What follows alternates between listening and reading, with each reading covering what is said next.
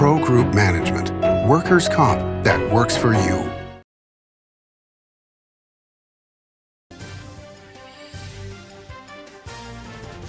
Welcome to an all-new episode of Nevada Newsmakers. Filling in for Sam Shad, I'm Mike Draper, your guest host today, and we're here with Aaron West, the former Executive Director of the Nevada Builders Alliance and new Chief Strategy Officer for NVO Construction.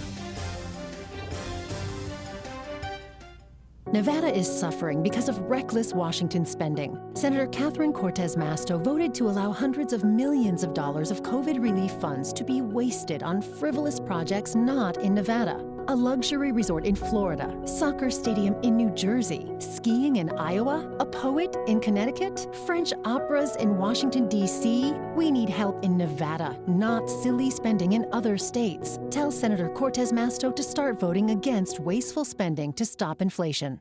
What do you count on? You count on your power every day. At NV Energy, we've always powered what's important to you, but we're not looking at the past.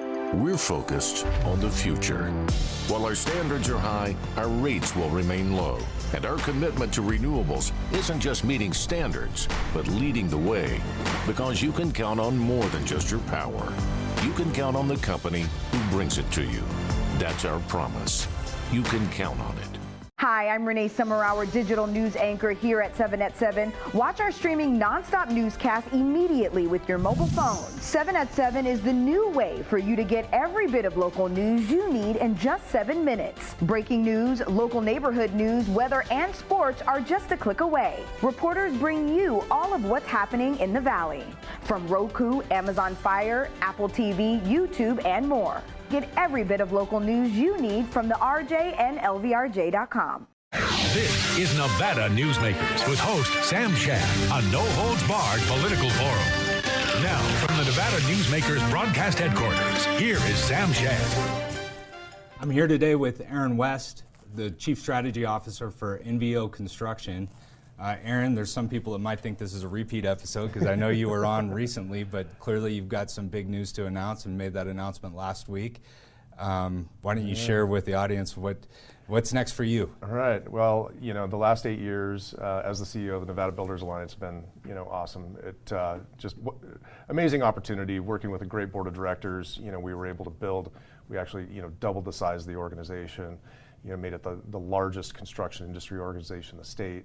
We added more benefit programs. It just I can't say enough great things about what we were able to accomplish. And but along that journey, one of the things that I really put a lot of time and energy into in my role with the Nevada Builders was on workforce development. And I've been on the show several times, and we've talked about the challenges in the workforce arena. That at some point, we got to figure out how to do more with less. We really have to innovate as an industry. And so I was introduced about a year ago to a startup, and I've seen a bunch of them, but I was really impressed that under some great leadership, they were actually really able to get something off the ground and really innovate in the construction framing space, which really is kind of the low-hanging fruit, if you will. The idea of dropping off a pile of sticks and sending a crew out and 3 weeks later you have a framed house just is not the most efficient way to do that. And so I really applaud the CEO Cheryl Lewis for actually making it not just making an attempt, but actually making it successful in its current form. And the more we talked about it, I just got more excited about what that looks like and what we can do to make change. Let's work in a warehouse setting, climate controlled, where we can provide a much better opportunity for our labor, and we can completely frame a house indoors, take it out to a site, and you can have a framed house in 3 days instead of 3 weeks.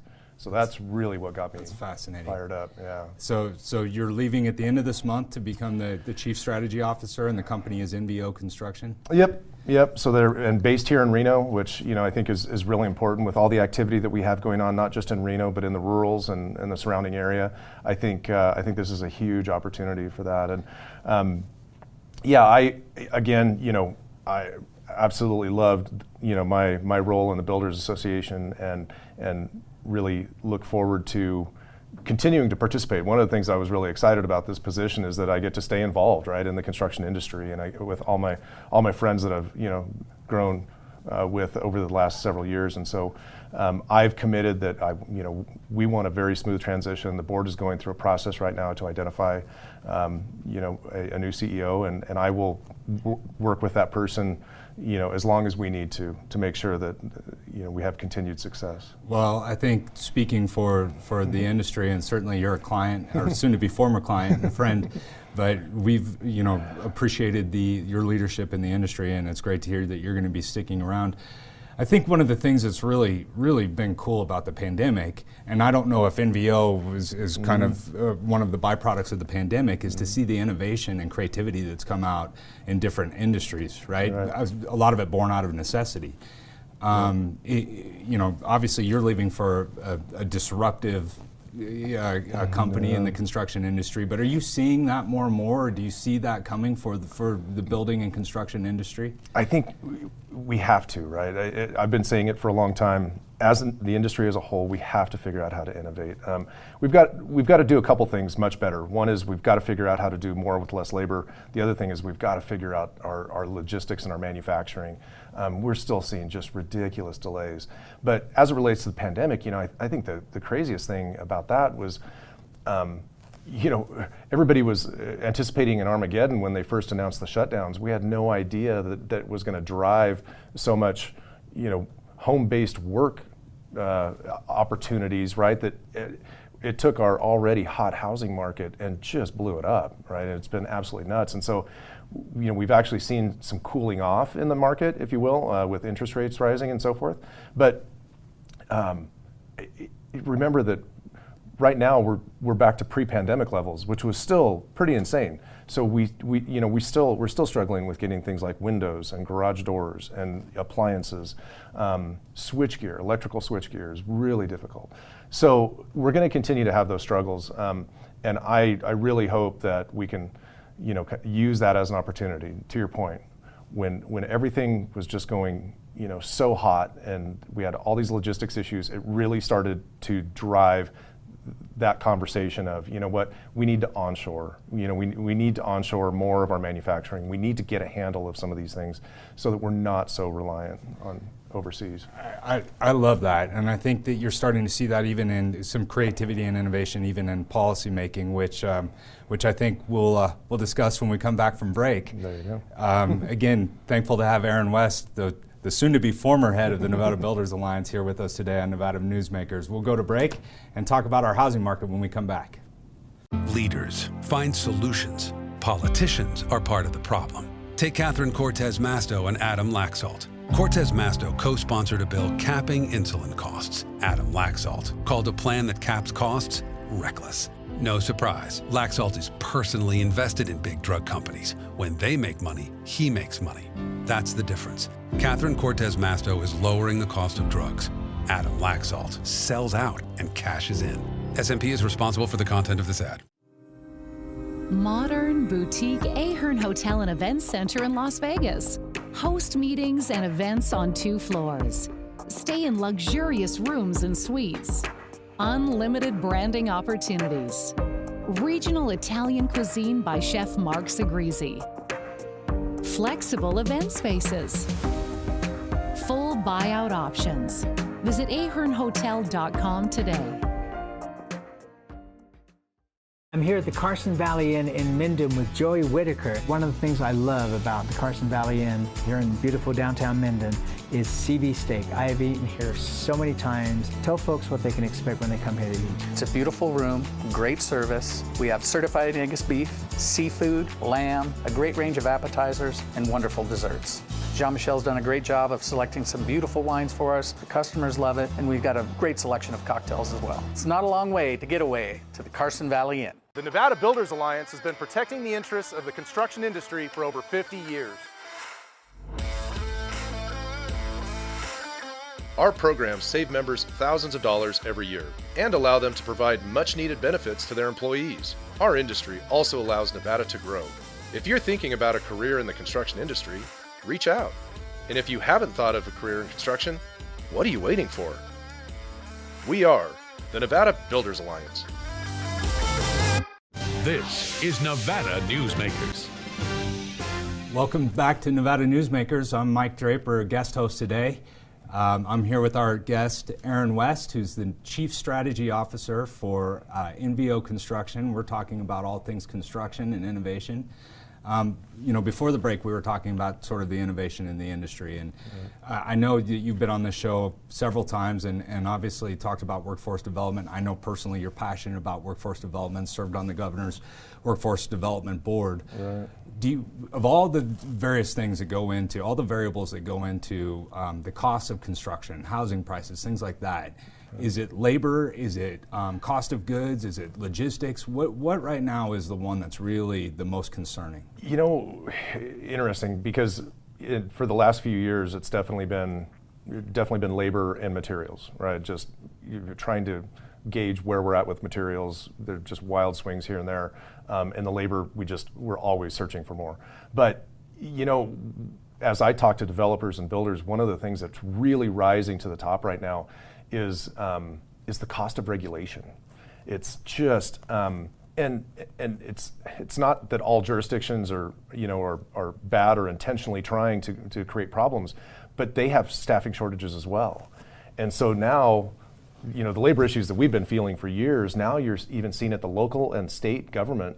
I heard one statement the other day that 20% of our state of Nevada staff as a whole is, those are vacant positions. Wow. 20% are vacant, right? They're trying to fill those positions. So when it comes to the development process and you start thinking about, okay, well, I've got to do a final map, right? I went through an entitlement process. Now I've got to do a final map so I can actually create these lots and start building.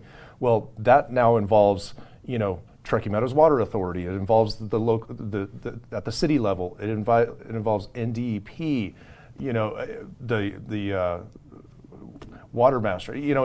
There's all these various folks that go into trying to make that happen, and with everybody having staffing issues, it's a real challenge. Now, I will say, that's certainly one part of it. We also have seen, kind of a flood of regulations in response to, some of the no growth sentiment that's out there. And that certainly isn't helping our cause. When you have, I would dare to say that 10 years ago, if you literally bought a piece of dirt, you could probably be, putting in your underground and moving forward with vertical construction in 18 to 24 months. We have projects within the Truckee Meadows that have literally been at it for 7 years, and they're still not putting anything in the ground. So we do need to figure out how to streamline some of that. Well, that's interesting, because I wanted to ask you about, there was a bill that was introduced in Congress a little earlier this year by Senator Mike Lee out of Utah, that called the Houses Act. Mm-hmm. It's actually kind of based or incorporates a program that Southern Nevada has been using since the late 90s, where essentially the federal government's able to sell land to state and local jurisdictions at a steeply discounted rate. And in return, those state and local jurisdictions have to provide some guarantees about that they're not going to put the developer or the builder through the usual rigmarole that they might go through on a piece of private property. And it's obviously geared at designing or building affordable housing. Right. It's estimated in the economic analysis that supports that bill, and like I said, it's been used in Southern Nevada for now 25 years and had great success, generated billions of dollars. But in a very limited parcel in Southern Nevada. It's estimated that if that bill were to pass, it would build 160,000 houses for Nevada, which essentially gets us up to where we need to be in supply, and that it would drop housing prices and probably values to some degree, but drop housing prices by 18%. What are your thoughts on a bill like that? Well, it's actually it's very forward thinking coming out of Washington, which really surprises me on one hand, right? But no, I think it really identifies, kind of the core issue, right? We need access to lands, especially in a state like Nevada, where it's 87% is controlled by the federal government, right? And we keep talking about these lands bills. Just about every county I know has a lands bill proposed, right? But unfortunately, because of the gridlock, they're just not able to advance those. And so, I think the idea that it creates a framework to get this property that should be in use into the hands of the jurisdictions, and then I love the idea of if there's a way to streamline it so that, hey, this is designated for affordable housing, and so why don't you guys kind of get out of the way and let us do what we need to do, right? I think that could be huge. The trick, of course, is going to be back to our age-old problem, the labor to actually build the units, right? So even if we have the land, do we actually have the available workforce to then execute on that? So hopefully, that's why strategy is in my title. Is I want to be part of the conversation as we look at what are all the possible solutions. Well, and I love to go back to the company you're going to work for. I love the description that they're using on their website, that it's a disruptive company. I think that we've got so many industries around the state, and we've seen disruptive entrepreneurs and disruptive companies in a lot of these industries, but there's so many kind of very traditional industries that have been doing things the same way for so long that to see innovation that's bred out of necessity is awesome. So we'll go to break and wrap it up when we come back. More from Nevada Newsmakers after the break. Nevada is suffering because of reckless Washington spending. Senator Catherine Cortez Masto voted to allow hundreds of millions of dollars of COVID relief funds to be wasted on frivolous projects not in Nevada. A luxury resort in Florida, soccer stadium in New Jersey, skiing in Iowa, a poet in Connecticut, French operas in Washington, D.C. We need help in Nevada, not silly spending in other states. Tell Senator Cortez Masto to start voting against wasteful spending to stop inflation. Safety is the #1 priority for the trucking industry. Over $7 billion a year is spent on technology like this electronic eye that will apply the brakes automatically. But the most important factor for safety is the truck driver. These hardworking men and women who safely move over 70% of our nation's freight and 94% of Nevada's. We thank you because trucks move America forward. Southwest Specialties has been making the homes and businesses of Nevada beautiful for more than 20 years. Their experienced designers and craftsmen create the walkways, backyards, water features, and a variety of outdoor cooking areas that add curb appeal and value to your investment. Call today or visit them at their website and see how they can make your outdoor spaces special. Southwest Specialties, creative, distinctive, beautiful. Pro Group Management is the place where companies can find workers' comp solutions that are designed to meet their specific business requirements. As regulations evolve, Pro Group takes a proactive approach to clear the path to make sure your business stays ahead of the curve. Knowing your workers' comp program is optimized, you can focus on other important matters related to your growing business. Pro Group Management, workers' comp that works for you. Your good times are at Tamarack Casino. All new DC Cafe and Bar, serving breakfast, lunch, and dinner. Ooh, your good times at Tamarack. Your good times are at Tamarack Casino. This is Nevada Newsmakers. Back from break to Nevada Newsmakers. I'm Mike Draper. I'm here with our special guest today, Aaron West, who announced last week he's leaving the Nevada Builders Alliance to become the Chief Strategy Officer for NVO Construction. Aaron, I've got to ask you, obviously, hopefully you'll be on this show going forward many times talking about your new role and some of the things that you're doing to advance the industry. But I've got to ask you, looking back over the last 8 years that you've been with the Nevada Builders Alliance, which is now, as you mentioned earlier in the show, one of the largest trade associations in the state. Right. What are some of the things that you're most proud of? And also, what have you seen? How have you seen the industry change? Yeah, I think that's interesting. Obviously, the trade association is about providing benefit to our members, right? And so the idea that we came from a very solid base. We have our workers' comp program through Pro Group Management that has just been rock solid for over 20 years. That has really driven a lot of the membership, but we also saw an opportunity to bring back an association health plan. When there was some disruption in that sector, and that is really taken off. And to me, it makes me feel good that we have a climate within our association where our members want to be able to provide those kinds of benefits to their members. I think that's critical. Too often in the past, especially in the construction side of things, it was a lot of it was considered piecework. The employees were coming and going, and they weren't really thinking about careers. And in the construction industry, they just thought of it as a job, and so they would take their money and run. And that's really starting to shift. That really is. So even though we're down, do we need 10,000 more construction workers? Yes. But the ones we have, we're really starting to see the culture and climate shift within the industry. And so now we want long-term employees. We want to provide their family benefits. We want to set up succession plans. Right now, 50% of our workforce is over the age of 50. So those folks are going to be aging out. And so the opportunities for young people, as I've always said, get in, learn a skill, but then really think immediately about how do I apply that skill to becoming a foreman, becoming a superintendent, becoming an estimator.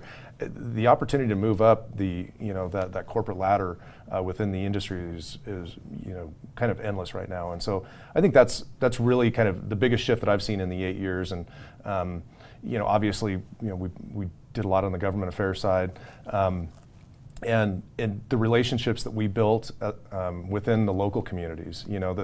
The legislature is a whole nother animal, right? We get all the trade associations, kind of working together. We try to get the business community working together, but really, where you get in the trenches is within the local communities. And so I think the relationships that we established, as we saw growth start to work out of Reno and what that was going to do to Lyon County and City of Fernley and Carson, Douglas, things like that, making sure that we had those relationships so that we could help guide them through that process. Well, let me put you on the spot then, especially since maybe you won't be in Carson City as much next legislative session. What kinds of issues do you see legislatively that are coming down the pike or that could pop their head up that face the construction industry, the workforce development industry, that we all need to be aware of and we all need to be preparing for? Well, I think it really just depends on what happens in this next election cycle, right? We've had 2 legislative sessions with Democrats controlling both houses and the governor's office, and the elections have consequences. And so I think the idea that if we can, if the business community really wants to look at some stability, they want to look at, trying to balance some things out, it's what does that look like in terms of maybe the Republicans controlling one of those 3 pieces, right? I think that changes that agenda completely. A lot of what we've done at the kind of legislative level has really been around tort reform, construction defect. Obviously we want to protect consumers, but at the same time we can't make it so onerous that we're putting everybody out of business as well, because again we still have housing needs, tremendous housing needs, right? I was just looking at a report from EDON where they've successfully created, right, recruited and created over 2,000 jobs for the last 6 years in a row, right? So the idea that we're probably going to see a slowdown at the national level, I think is pretty realistic. However, the economic activity that we have in northern Nevada right now is it's still insane. And so I see that demand for housing continuing to drive the conversation. And so hopefully we can try and get some balance. Well, and we know that the demand's not going anywhere, right? We know that there's projects like TRI-2 that have been discussed and that are on the docket. And we know that Apex is starting to really kind of come around and build out. And we know that there's many places where we can continue to build, grow, and diversify our economy that are going to require not just construction of those facilities, but construction of housing and things like that. So, which brings me, I kind of want to ask again to go back to workforce development. Another program that we've seen the federal government engage in is called the Good Jobs Challenge. Mm-hmm. And I know that there's been consortiums of groups all over Nevada that have applied for that grant funding that really is geared towards workforce development. And in fact, Nevada was just awarded $16 million for one of those programs in southern Nevada. What kinds of things do you see that we can do to stimulate workforce development? How can we foster that? We've got about 45 seconds left, so real quick. Got to be quick. Yeah, right. So that Good Jobs Challenge is absolutely amazing. So one of the big limitations that we saw within the workforce development field was that the available funds were so specifically targeted, right? They had so many limitations on them that it really became difficult to get creative and come up with solutions. I'm really excited about this Good Jobs Challenge because for the first time you actually have the workforce professionals with the private sector and local governments all working together to say, how do we make a difference?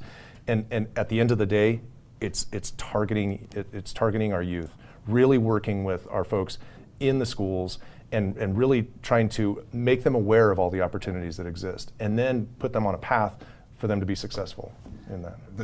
I couldn't have said it better. That's a great way to end. Well, Aaron, it's been a pleasure working with you over the last many years. We're looking forward to seeing what you do in your next chapter and seeing you grow the industry. So awesome. Thank you. And I appreciate you as my inaugural guest, as I'm guest hosting and filling in Sam's big tennis shoes. There you go. And with that, we will wrap it up. Thank you for joining us today on Nevada Newsmakers. I'm Mike Draper, and we will see you tomorrow. Ahern Rentals began as Signal Gas Station on Las Vegas Boulevard. Founder John Ahern grew the business by offering rentals. His son Don built on John's legacy, growing Ahern Rentals into the largest independently owned American rental company with 89 locations in 30 states. Don also brought his experience and vision to equipment manufacturing with Extreme Manufacturing and Snorkel. Today, Ahern Rentals continues to bring its family values to a new generation. Learn more at ahern.com. Each day, the Children's Advocacy Alliance partners with leaders, legislators, and families across Nevada to improve children's health, education, economic well-being, and safety. We recognize Nevada will be no better than the state of its children. Be a part of this change. Be a supporter of the Children's Advocacy Alliance. For more information, go to CAANV.org.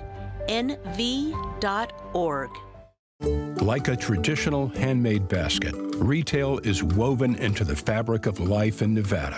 From big box to mom and pop, retail supports our communities in countless ways. Jobs for the disabled, team uniforms for kids, help for the elderly, and so much more. Retail employs over 1 in 10 workers. Retail supports Nevada, and we support retail. RANNV.org. Take a look at Pro Group Management and see how your workers' comp requirements can be met head-on. By taking a proactive approach, Pro Group can assure that your company is meeting or exceeding state and federal standards. As you move forward in your industry, Pro Group moves with you, simplifying regulatory tasks, clearing the way so you can get the job done and look to your future success. Pro Group Management, workers' comp that works for you. Brian Culpa Photography was born in the rolling hills of Massachusetts, and now he can help you experience the stunning beauty of Nevada in a whole new way through the power of flight. Flying has always been a passion for Brian, and at Brian Culpa Photography, he can make your imagination soar. Brian has the creative mind and tools to tell your unique story. Experience the bird's eye view at brianculpaphotography.com. As always, you can watch Nevada Newsmakers 24 hours a day at NevadaNewsmakers.com. You can also check out archives going back to 2005 on our website. Again, NevadaNewsmakers.com.